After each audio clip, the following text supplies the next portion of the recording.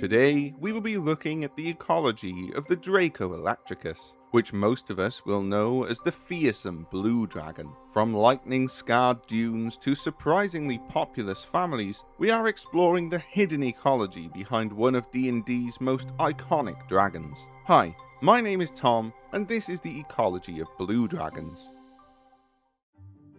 Having a delicious cup of tea in my metaphysical hand, I think I am prepared to talk about today's topic, the blue dragons. Now, before we begin properly, I do need to mention some particular things. The first would be that, once again, I do not have any stocks or shares in any Chromatic dragons, enterprises, kingdoms, locales, or even pubs. My lawyer cousin has also advised me to say that all of my ecological research is conducted from an unbiased perspective. All that I have gathered is based on first-hand observation. Right, with all that legal mumbo-jumbo out of the way, blue dragons are the second largest species within the Chromatic family. However, rather than acting as brutes or territorial nightmares for mortals, these draconics are known for their more amicable nature. At the same time, others of their family group might feel the desire for power, carnage, or total world domination. Blues simply want three things: their family, loyal subjects, and a hell of a time. Any blue dragon worth their hoard lives with the idea of freedom in mind. To them, the concept of existing means that there shouldn't be fear to express oneself or one's interest. In many ways, blue dragons are some of the most extroverted of their chromatic kind, seeking new experiences and choosing to live without fear of repercussion. Admittedly, they weigh several tons and are the size of a house, so I doubt there is much to fear either way. But to emphasize their love for agency, blues can be found everywhere an adventurer might try to look. However, they might enjoy certain locales more than others. Their love of exploration means that you end up seeing them in the oddest of places. Unusual for a dragon, let alone a chromatic, they also do not care if their territory is encroached upon by civilizations of humanoids or anything similar. As long as they do not get their hibernation periods disturbed and keep to themselves, they are more than willing to leave them be. Granted, I do need to state that this is partially due to their bargaining nature. Even if they might be more passive and less anger-prone than any other chromatics, they do love turning everything to their favour. An entire city or kingdom could spend its whole existence not knowing they have a draconic neighbour. Of course, that is until the sky turns dark and the big flying reptile starts breathing lightning all over the place. Overnight, as a protection racket, the blue dragon offers its gracious services in exchange for the town not exploding. Even if that is a rather violent and mafia-esque way to gain wealth, it is nevertheless quite ingenious. This is possible mostly due to their lack of negative psychological impulses. Compared to a red dragon, which is prone to anger, or a black dragon, which is known for sadism, blue dragons have nothing beside reckless greed to see if they can pouch more treasure. Overall, blue dragons think a bit more outside the box when it comes to available opportunities. Rather than seeing anything they come across as a potential threat, all they see is another door opening for them. Sure, they could just terrorize or destroy anyone they might dislike, but at the same time, there is a chance for them to work for the dragon. A city under the protection of a blue dragon will never get attacked, and in exchange for their boost in economy because of that, the blues will get a cut. Perhaps heavy-handedly the largest part of it, as they are still chromatic after all. But still, if a dragon were to keep their promises, it would be a blue dragon. You see, besides their almost criminal deals, blues are obsessed with family and loyalty, kind of like a dragon mafia from the sagas of old Earth. They believe nothing can be done if there isn't blood or respect between two individual parties. So long as one understands this and acts in accordance with the culture of the blue dragons, then they will be seen less as an underling and more as a respected member. It is actually well known for blue dragons to care for the likes of bandits, druids, and villagers who either help them or their children. Be it for better or for worse, this species lives with the idea of an eye for an eye. Personally, I think they are one of the most complex species I have ever seen, having not only the ability to do plenty of good, but also the capacity for the most evil if they put their minds to it. Every species is like this, sure, but the culture of the blue dragon does not allow them to swing in any particular alignment. They merely choose to act based on how others treat them. But I do need to admit there are plenty of bad apples as well, a lot of them turning out to be complete control freaks. In terms of their appearance, a blue dragon can be identified by their range of sandstorm polished scale colours, from a deep sapphire to a cloudy greyish blue, massive ear frills, and a rather short neck. Their facial structure is also rather stubby, almost as if someone had hit them in the face with a pan. Apparently, their cranium is closer to those of felines in certain structural regards. Blues also have a single, massive horn protruding from their foreheads. This singular large horn acts not only as a defensive weapon, but also as a dedicated tunneling device to help push sand and other fine materials out of the way as they dig through the ground. Another prominent feature is their innate odour of static electricity, or of just plain sand. Some can even have a potent smell like that of an oncoming storm. Mostly this is a byproduct of the environment they inhabit, so it's also not hard to get a general understanding of where one's lair may be located. Lastly, their breath weapon is a beam of lightning with a range of 27 meters and a width of 1 meter. Anyone caught within the radius of this attack will quickly wish they weren't, from third-degree burns and excessive spasms to, as one might guess, death and possible vaporization.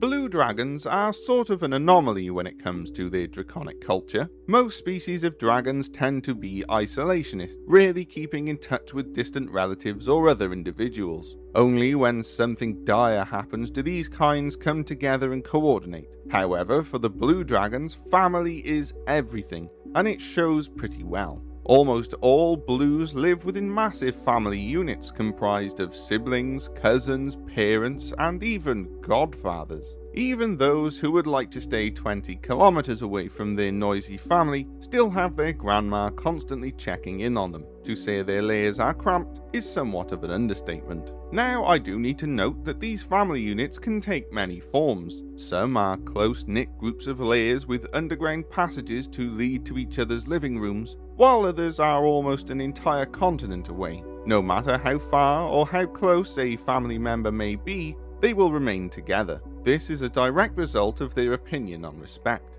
Blue dragons see respect as a two-way street. To have respect, you also need to give respect. The parents of a young dragon raise their offspring with diligence and love, knowing that one day when their child grows up, it will also show the same care to them in their twilight years. Unlike other draconics that expect it, blues show it first, being more than willing to give someone a finger. This also includes someone who has done them a great service. As previously stated, due to their more free-spirited nature, even humanoids can be integrated into these family units. A hero who has brought back a pair's wormling after it's run away, or a trusted advisor who had helped oversee their territory, will eventually see a form of induction. In certain cases, they might even adopt random humans because their offspring wanted to play with them like toys. These draconics still have a superiority complex, so a lot of creatures will feel more like entertainment pieces rather than actual living beings. It's sort of a spectrum,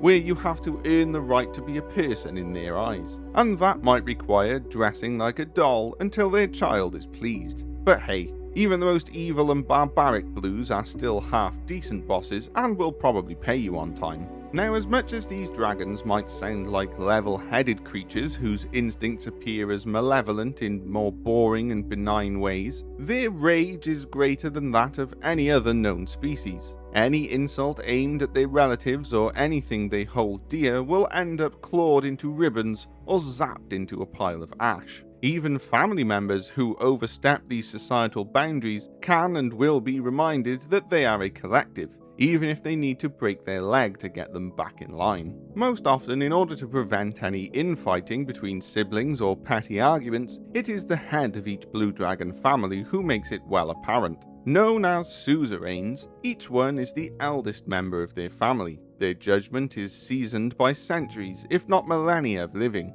Through their immense archive of knowledge and careful understanding of any situation, they can easily resolve any problems. Some families do not prioritize loyalty and love for their kin.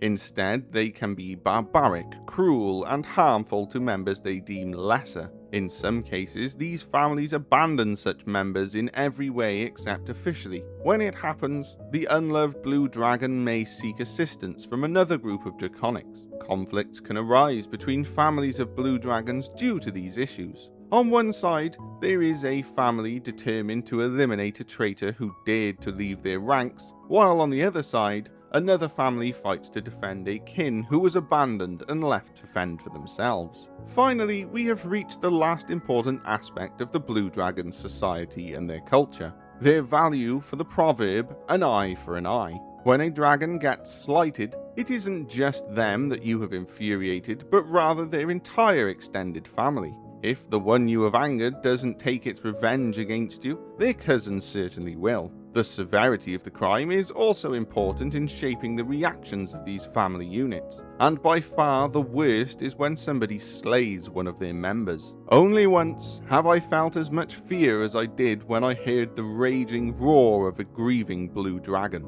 a parent who had lost its only wormling to the greedy blades of adventurers. The first few minutes felt almost surreal as the sky grew darker and rain began to pour without end. Suddenly, rock and earth burst as dozens of draconic figures took to the sky, overtaken by rage as they destroyed everything in their path. Every city was scoured, and everyone they came across was ruthlessly pried of knowledge about the culprit. Hours later, the adventuring party at fault could be heard screaming in agony for day and night. When silence finally returned, the sky also began to clear. However, there was no sight of blue dragons anyway, just the ruins left by their wrathful wake. When it comes to their habitats, blue dragons are known to prefer warmer climates, such as those of savannas and arid hills. However, it is the deserts that they love most, due to their natural evolutionary traits for digging, stemming from their large shovel-like claws and massive horns. They can quickly and easily dig below mountains of sand, earth, and loose rock. Most of their lairs are deep below the surface, not only because they are more private and harder to access, but also because they are easy to camouflage and hide. The entrance of a blue dragon's lair is perpetually covered by a thin layer of sand that can be noticed by their rather keen vision. I do want to note that, much like their red cousins, blue dragons still require a large platform from which they can scan their surface territory. These can take the form of small mountains or large hills, and do not need to be close to their actual home. As professional excavators, they can just claw a path to the top of these areas without much difficulty, although it is still expected for these elevated areas to be at most a short jog away. Another interesting fact about their choice of habitats is that, despite being attuned to the element of lightning, they are not able to thrive within magmatic zones. Volcanoes are seemingly spaces that might be a step or two too hot for even these warm-blooded creatures. Funnily enough, these dragons are so stubborn that they will forcibly adapt to cold regions just to be able to settle within a space they prefer. Unluckily for them, blue dragons also happen to live within one of the most contested habitats. Despite dragonkind as a whole being vastly different from species to species, it seems a lot of them happen to compete for a spot within desert environments. No wonder the blues have evolved into a family unit. So far, I have yet to find a species that isn't known to fight with these dragons over space or some other petty reason. A good thing going for them, however, is that they can easily maintain their population numbers. Blue dragons can lay up to 2 to 5 eggs, with a naturally higher chance of surviving due to their loving and caring parenthood. These eggs require 600 days to incubate, specifically through temperature changes in 12-hour intervals. During the day, they must be kept within a temperature threshold between 32 and 48 degrees Celsius, while during the night, it can be anywhere between 4 and 15. As long as they are kept in sand and protected from climate changes, all eggs should theoretically hatch. Anyway, the interior of their lairs is a sight to behold. Despite what many blues say, they are designed to be beautiful, comfortable, and above all, rather homey. Their lairs are massive and split between huge chambers and countless passageways. Since they are meant to host plenty of dragons, this level of access is actually quite needed. The walls of their homes are created by the use of their breath weapon. Hard sandstone and densely packed sand are blasted within their belch of electricity. The heat produced upon the impact turns the cavern walls into mirror-like glass. In addition, blue dragons choose to embed various gemstones into these glass structures to create a sort of sparkling effect. In certain layers, some dragons express their sorrow for the loss of their family through commission or personal crafting of statues. This memorabilia can be made from various stones and even bedecked with precious metals and gems, especially when used to represent their eyes. These statues are a sore spot for any blue dragon. While they may tolerate minor negative feedback to perfect their representation of their beloved family, any direct insult will be met with excessive violence. So it's best not to make fun of this statue of their grandpa, even if it might not be the most flattering design. Moving to their hoards, blue dragons are very diligent when it comes to the creation and maintenance of their treasures. They take plenty of time to make sure everything is carefully preserved, and that it isn't at risk of decay over time. Besides coins and bars, blues gather a vast number of items ranging from jewelry, art and silks to magical items that can cause the sound of thunder or localize small amounts of rainfall. Each individual hoard pile might also have a specific theme in its creation. From dragon to dragon, a pile might contain only items made by a specific craftsman, while another might have been made out of objects forged during a specific time period. No matter what it is, it will be a rather niche set. Furthermore, all blue dragons naturally prefer and will collect items that have a blue, purple or green colour. Certain specimens have even been noted to travel entire continents to obtain a singular gem of the right hue or a stone ornament from a rare type of marble. Quite an eccentric species if you ask me. Before moving on to our next topic, I need to mention something I have kept secret. The layers of blue dragons from the aforementioned habitats are actually temporary. In truth, even if it could take decades or centuries, a blue dragon will migrate towards stony shorelines. The sound of the waves as they violently crash, the perpetual thunder and lightning on the horizon, and even the high levels of ozone are the ideal conditions they potentially await to feel on their scales. I do also need to state that it is in the best interests of the species for a blue dragon to undertake a journey towards this ideal habitat. Young families of inexperienced blue dragons, often from a single slip of attention, risk losing their offspring to these violent tides and waves. While these locales might be negligible for adults, it is very dangerous for anything smaller than a teen. Moving on to the way they hunt. Blue dragons, from their youth, are thought to use their ability to dig to their advantage. Small creatures such as scorpions or small rodents are some of the first creatures they come to stalk. Similar to sharks, blues dive deep before speeding up as they aim to breach the surface.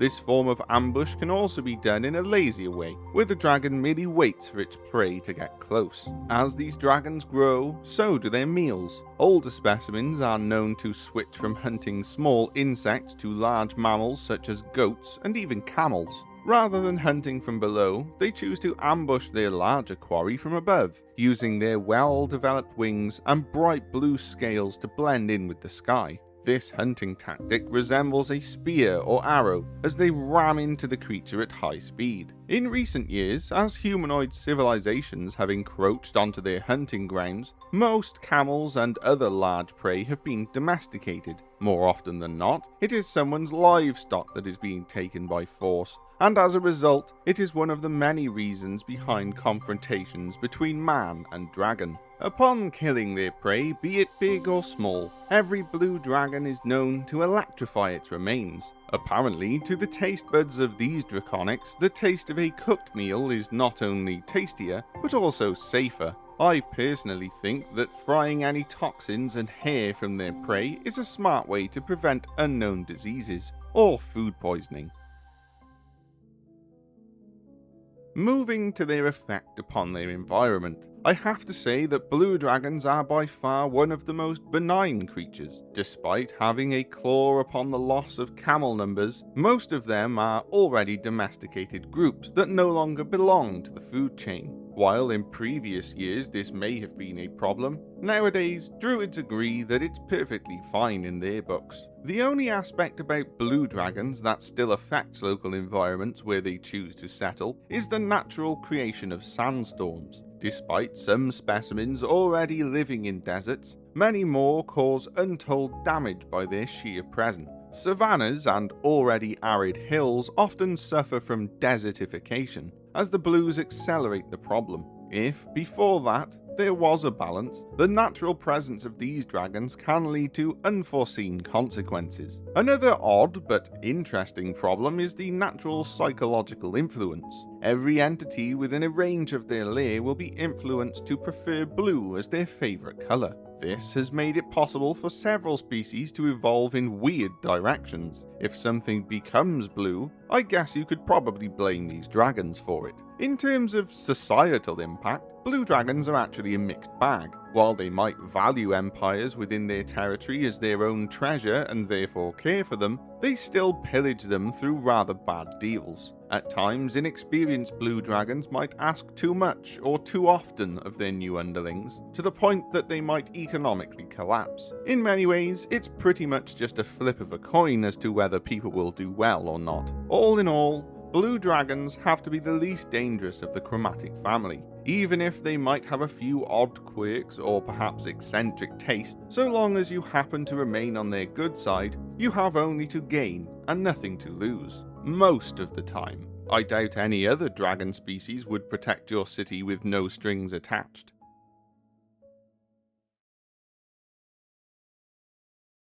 Hi, my name's Tom, and I'm the narrator for the channel. I'd just like to end the video by giving a massive thank you to Alex, our editor, and to Axe, our researcher and scriptwriter, without whom the video you just enjoyed would not be possible. This channel is made for humans, by humans, which means that we read the books ourselves, we write the scripts ourselves and research them ourselves, as well as record them ourselves. There is no AI used at any point during our process, and that's the way we'd like it to stay. If you'd like to support us and help us create more videos, please consider liking and subscribing. The support you've shown already has been absolutely tremendous, and we'd love to continue to make more videos for you, diving into all sorts of topics within the D&D Ecology verse, and maybe covering other RPG settings. Anyway, that's all from me. I hope you enjoyed the video. Thank you very much, and we'll see you again next time.